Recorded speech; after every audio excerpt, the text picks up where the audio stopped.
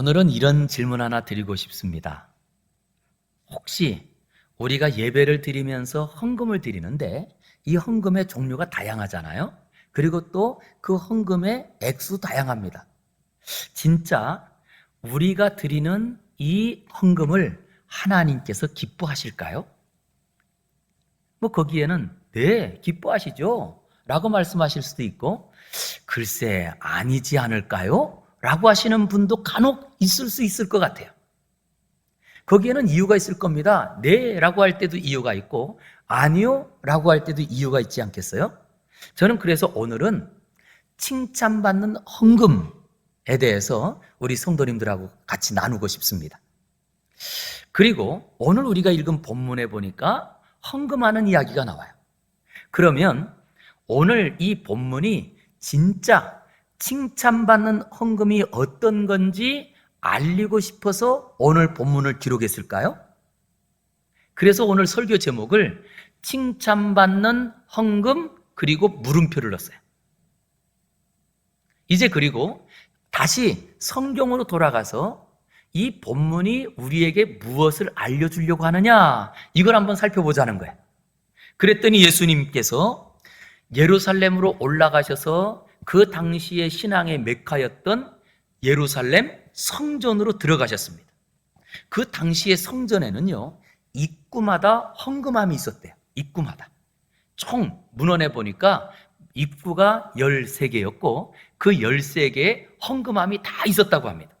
그런데 이 헌금함이 어떻게 만들어졌느냐?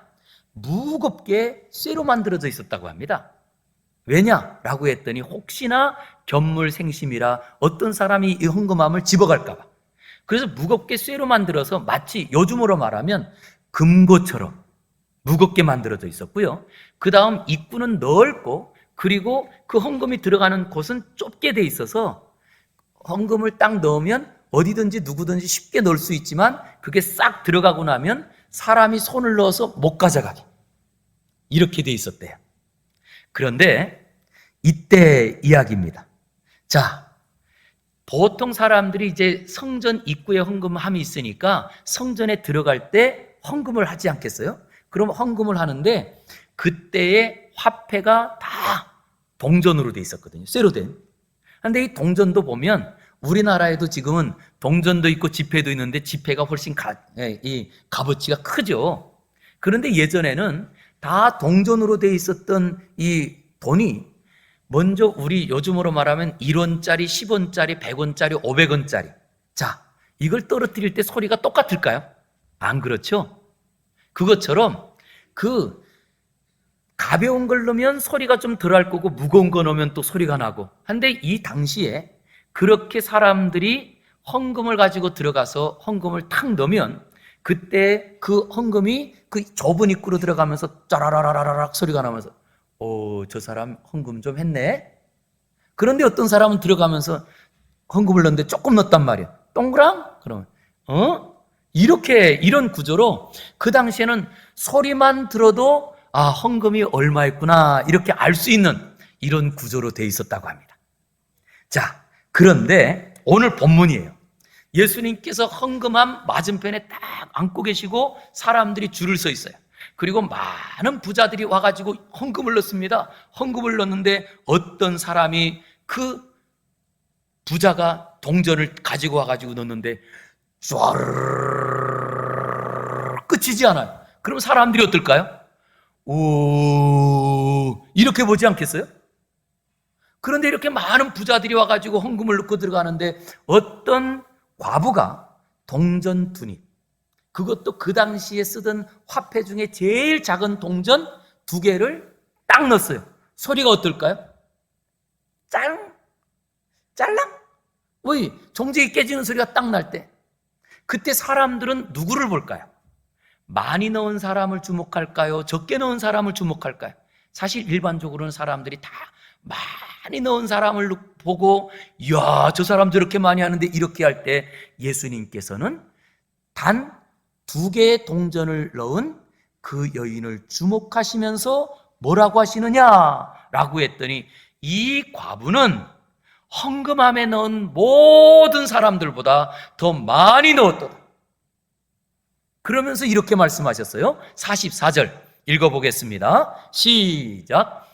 그들은 다 풍족한 중에 넣었거니와 이 과부는 그 가난한 중에서 자기의 모든 소유 곧 생활비 전부를 넣었느니라 하시느니라. 자, 지금 예수님께서 이 과부에게 뭐라고 하느냐? 이 과부는 생활비 전부를 넣었는데 지금 너희는 왜 이 생활비 전부를 넣지 않느냐? 이것을 얘기하고 싶어서 지금 오늘 본문을 기록한 걸까요? 아니면 부자들이 너희가 많이 드리긴 했지만 생활비 전부를 안 드렸으니까 너희는 잘못 드린 거야 라고 하면서 지금 예수님께서 그 부자들에게 더 많은 것을 드리라고 이 본문을 기록했을까요? 우리는 사실 이 본문을 가지고 아마 설교를 들을 때 칭찬받는 헌금이 뭐냐 이런 설교를 아마 듣지 않았을까 싶어요. 왜냐? 주석가들 중에서도요 많은 주석가들과 설교가들이 이 본문을 가지고 헌금에 대해서 설교하거든요. 그리고 칭찬받는 헌금이 어떤 거냐라는 걸 말하거든요. 그런데 오늘 본문을 우리가 그냥 칭찬받는 헌금으로 보면 안 되더라는 거예요. 왜냐라고 했더니 이 본문이 딱 떨어져 있는 단독 본문 같지만 앞에서부터 연결되는 이야기 중에 하나예요. 그런데 앞에 무슨 이야기를 다루느냐라고 했더니 예수님께서 앞에 먼저 다루는 이야기가 있는데 그것은 백성의 장로들, 그 당시의 서기관들과 그리고 이 바리새인들과 그 당시 이 나라를 이끌었던 지도자들에 대해서 이렇게 말을 합니다. 40절을 한번 보겠습니다. 시작. 그들은 과부의 가산을 삼키며 외식으로 길게 기도하는 자니 그 받는 판결이 더욱 중하리라 하시니라. 지금 여기서 그들은, 이 그들은요 백성의 장로들이에요. 즉 그 당시에 유대 지도자들로서 종교 지도자도 있고 정치 지도자도 있고 그리고 또한 그 당시에 서기관 바리새인들, 그래서 그들은 누구냐라고 했더니 과부의 가산은 삼키면서 거꾸로 외식으로 다른 사람들에게 보이려고 잘난 척하고 거룩한 척하고 그러면서 종교 생활하는 그들에게 경고를 하면서 오늘 헌금 이야기를 하신 거예요. 그럼 오늘 이야기는 칭찬하기 위함이 아니고 사실은 경고하기 위함이에요. 어떤 경고지? 라고 했더니 먼저 우리가 이 본문의 배경을 봐야 돼요. 예수님께서 지금 누구를 책망하느냐라고 했더니 말씀을 지키면서 그 당시에 백성의 지도자들도 있고 당시의 백성의 지도자들은 대부분 율법을 가지고 종교 지도자들이 많았거든요. 그러면 그들이 무엇을 가지고 사나? 율법을 가지고 사는데 모세 율법에 보면 모세 율법에는요 어떻게 기록하고 있느냐? 분깃을 받지 못했던 그 가나안 땅에 들어가서 땅을 분배받지 못했던 레위 지파 사람들이나 그 다음에 나그네들, 고아, 과부들은 배불리하도록 율법의 지침을 내렸어요. 어떻게 배불리 먹이느냐라고 했더니 수확을 할 때입니다. 곡식을 수확할 때나 아니면 과일을 수확할 때 한 번 수확한 것은 뒤돌아보지 마라. 그래서 그 한 번 수확할 때 우리가 보지 못한 것들 아니면 또 우리가 뭐 보리단을 곡식 이제 수확하다가 묵지 못하고 그냥 지나간 것들은 그냥 놔두라는 거예요. 그러면 그때에 그 분배받지 못한 사람들이 수확하고 나서 와가지고 이삭 줍기를 하면서 그것으로 배불리하라 이런 규정이 있거든요. 이삭 줍기만이 아니고요. 신명기 26장 22절에는 이렇게 말합니다. 셋째 해, 곧 즉 3년에 한 번씩은 11조를 드리는 해에 모든 소산의 11조를 내기를 마친 후에는 그것을 레위인과 객과 고아와 가부에게 주어서 성읍 안에서 먹고 어떻게 하래요? 배부르게 하라. 그냥 이삭만이 아니고 3년에 한 번씩은 11조를 거둔 것, 11조를 낸 것을 가지고 그것으로 레위인들과 그 다음에 객과 고아와 과부들까지 다 나누어 주어서 그들이 3년에 한 번씩은 양식을 다 받아 풍족하게 살게 하라 이렇게 규정한 거예요. 그런데 자 오늘 그러면 과부가 등장하는데 이 과부는 보호의 대상이죠. 그렇죠? 누가 보호해야 되느냐? 그것도 그 마을이, 그 사회가 보호해야 될 책임 있는 사람이에요. 그런데 이 과부가 지금 헌금을 냈는데 그것도 동전 2개를 딱 냈단 말이에요. 그런데 이 동전 2개가 그 여인의 재산의 뭐래요? 전부래요. 그래서 이것을 오늘 본문에 부연 설명합니다. 재산의 전부인데 그것도 가난한 중에 자기 소유의 모든 것, 생활비 전부다.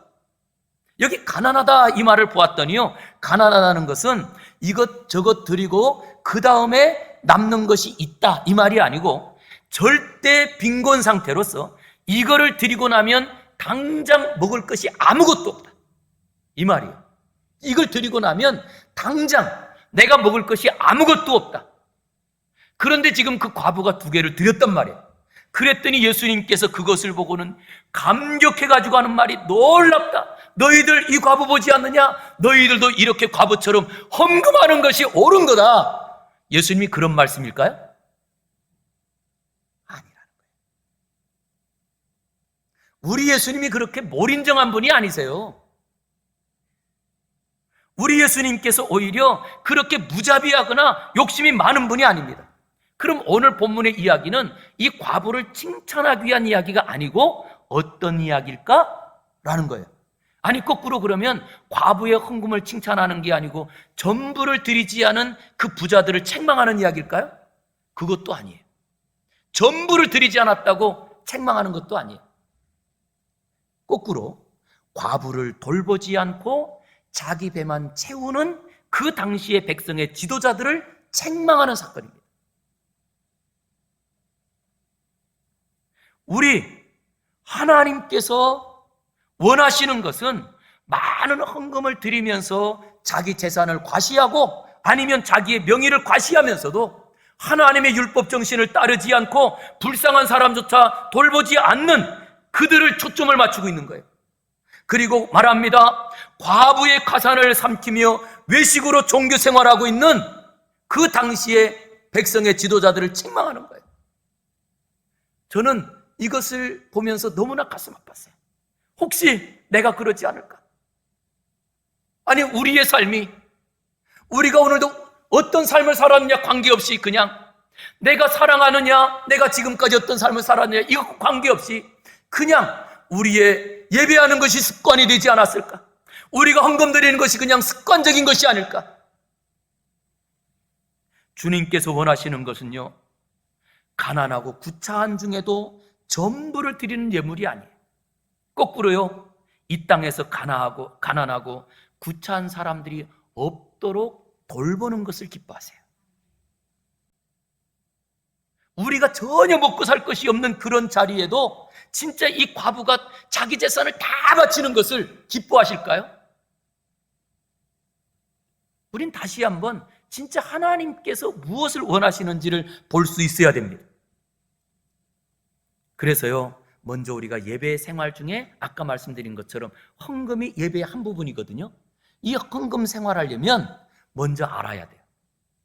그리고 우리가 바르게 알고 바르게 드릴 때 우리 마음이 기쁘고 그 다음 우리의 마음만 기쁜 것이 아니라 하나님께서 기뻐하시거든요. 저는 그래서 오늘 이 과부의 두렙돈 헌금을 통하여서 거꾸로 칭찬하는 이야기가 아니고 잘못된 헌금관에 대해서 경고하고 있다. 이것을 우리 마음속에 새기면서 그러면 우리는 어떤 헌금 생활을 해야 될까라고 하는 거예요. 어떤 헌금 생활을 해야 될까? 자, 우리 진짜 하나님께서 원하시는 헌금 생활을요, 고린도후서 8장과 9장을 읽으면 거기에 나와요. 그 중에 우리가 한 부분씩을 보도록 하겠습니다. 자, 우리 고린도후서 8장 1절부터 5절까지 먼저 한번 읽어보겠습니다. 교독합니다. 형제들아, 하나님께서 마게도냐 교회들에게 주신 은혜를 우리가 너희에게 알리노니 환난의 많은 시련 가운데서 그들의 넘치는 기쁨과 극심한 가난이 그들의 풍성한 연보를 넘치도록 하게 하였느니라.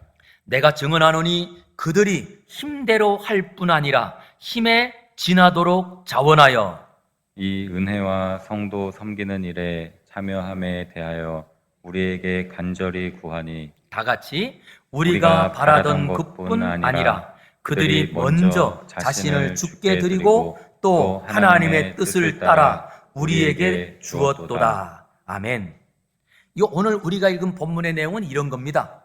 마게도냐 교회들이 큰 환난을 당하고 핍박을 받았다는 거예요. 그래서 많은 시련을 받다 보니까 그들이 결국 경제적으로 어려워졌어요. 그래서 극심한 가난 속에 있었는데 넘치는 기쁨을 가지고 풍성하게 헌금했다는 거예요. 거꾸로 지금 그들의 삶은 굉장히 시련을 받고 그리고 박해를 받아서 어려운 중에 기쁨과 감사를 가지고 넘치도록 헌금을 했는데, 그 헌금하는 방법이 누가 하라고 한 것이 아니고 스스로 자원하여서 하면서 자기 힘대로 하고 힘부에 지나도록 넘치게 했다는 거예요. 그리고는 뭐라고 하느냐, 그 지금 사도에게 우리가 이 일을 더 할 수 있도록 우리에게 기회를 주세요 라고 오히려 요청하면서 하나님께 드리는 마음으로 그 헌금한 것을 다 지금 바울 사도에게 보내주었다는 거예요. 자기들이 쓴 게 아니고. 그래서 헌금은요, 헌금 드린 것을 가지고 우리가 쓰는 게 아니에요. 근데 자꾸 헌금에 대한 것이 우리가 드렸으니까 우리가 좀 써야지, 우리 부서에서 좀 쓰고, 우리 드린 사람은요 그걸 쓰는 순간 헌금이 아닌 거예요. 회비죠, 회비. 회비는 같이 모아가지고 같이 쓰는 거니까요. 그런데 헌금은 아닙니다. 헌금은 우리가 감사와 기쁨으로 드린 것이고, 이것을 가지고 정말 지금도 복음 사역하고 있는 바울 사도에게 이것을 전부 보냈다는 거예요. 그런데 그것을 보내는 그 헌금의 내용을 보았더니 성경에서 알려주는 헌금의 정신은 아주 정확하게 이렇게 말합니다. 그들이 극심한 고난 가운데에도 감사와 기쁨을 가지고, 기쁨이에요. 기쁨으로 드리는 거예요. 그리고 기쁨을 가지고 먼저 스스로 자원하여 드리는데 힘에 지나도록 드리고 풍성하게 드렸다. 저는 그래서 헌금을 이렇게 정의를 해봤습니다. 우리 한번 읽어보겠습니다. 시작. 헌금은 기쁨으로 자원하여 힘에 넘치도록 풍성히 드리는 것이다. 할렐루야. 여기에 요소가 4개를 기억하시기 바랍니다. 헌금은 기쁨으로 드리는 거예요. 그리고 자원해서 스스로 드리는 거예요. 누가 하라고 하는 게 아닙니다. 그 다음에 힘에 지나도록 풍성하게 드리는 겁니다. 그것을 하나님께서 받으시더라는 거예요. 그래서 이것을 고린도후서 9장 7절에 보니까 이렇게 다시 한번 정리를 했습니다. 우리 같이 읽어볼게요. 시작. 각각 그 마음에 정한 대로 할 것이요 인색함으로나 억지로 하지 말지니 하나님은 즐겨내는 자를 사랑하시느니라. 분명히 하나님께서 헌금을 드릴 때에는 인색함이나 억지로는 하지 말래요. 왜냐? 하나님이 기뻐하시지도 않고 하나님께서 그것을 받지도 않는다는 거예요. 이거를 더 쉽게 번역 성경이 있는데 새 번역 성경에 보니까 이렇게 소개했더라고요. 아까워하면서 내거나 마지못해서 하는 일은 없어야 합니다.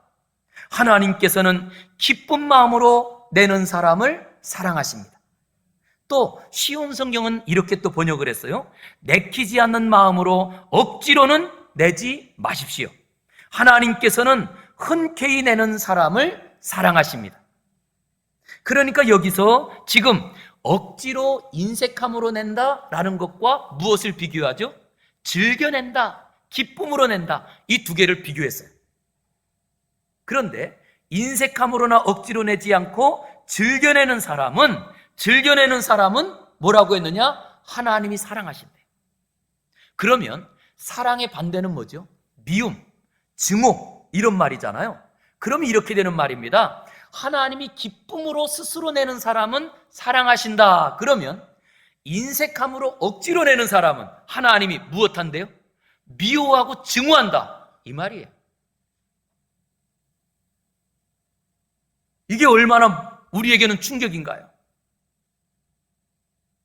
그리고 하나님께서 억지로 우리가 마지못해서 하나님 앞에 헌금 내는 그런 자리에는 거꾸로 하나님께서 미워하시고 증오한다, 이런 표현을 우리에게 쓰면서 우리에게 요구하시는 한 가지가 있어요. 그러니 너희는 헌금을 드릴 때에는 언제든지 감사하는 삶이 기본이 되어서 감사와 기쁨으로 드려라, 이거예요. 이걸 하나님께서 기뻐하시더라는 거예요.